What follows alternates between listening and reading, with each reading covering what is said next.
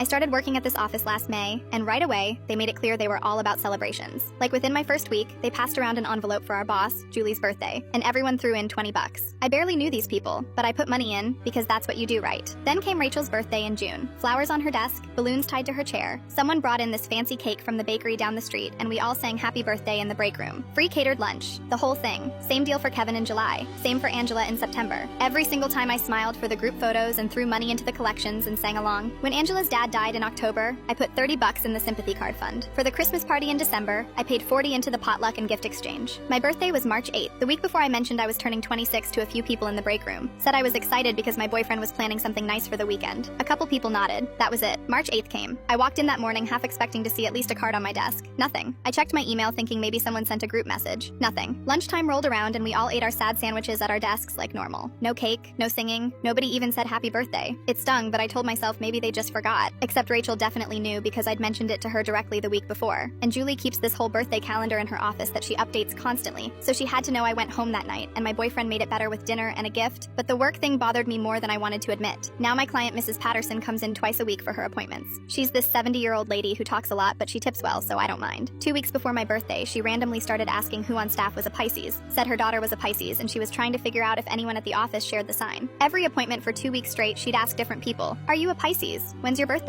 No. Okay, how about you? The day after my birthday, she came in for her usual Thursday slot. I was still annoyed about the whole thing. She asked me straight up when my birthday was. I told her yesterday. Her face changed. She asked if the office did anything. I said no. She asked if they usually celebrate birthdays. I said yes and told her about all the other parties I'd been part of. Every single one. The flowers, the cakes, the money I'd put in. She stood up right there in the middle of her appointment and walked out to the front desk where Rachel was sitting. I followed her because I didn't know what else to do. Mrs. Patterson asked Rachel loudly why nobody celebrated my birthday when they celebrate everyone else's. Rachel stuttered something about being busy. Mrs. Patterson asked when Rachel's birthday was. Rachel said June 14th. Mrs. Patterson said so you had time for your own birthday but not hers. Julie came out of her office because of the noise Mrs. Patterson turned on her next. Asked if she was aware it was my birthday yesterday. Julie said she might have forgotten to check the calendar. Mrs. Patterson pulled out her phone and showed Julie a photo of the birthday calendar that she'd apparently taken weeks ago when she was asking around. My birthday was written right there in Julie's handwriting. March 8th. Mrs. Patterson said you knew, and you did nothing while this girl paid into every single one of your celebrations. She pointed at the flowers on Angela's desk from her birthday 2 weeks ago. Said it was disrespectful and cruel and she expected better. The office went dead silent. Mrs. Patterson walked back to finish her appointment like nothing happened. I just stood there. Julie went back in her office without saying anything. Rachel stared at her computer screen. The next day, Rachel brought in cupcakes and put one on my desk with a sticky note that said sorry. Kevin avoided eye contact with me all week. Julie sent me an email saying the calendar thing was an honest mistake and they'd do better. They haven't brought up birthdays since. No collections, no cakes.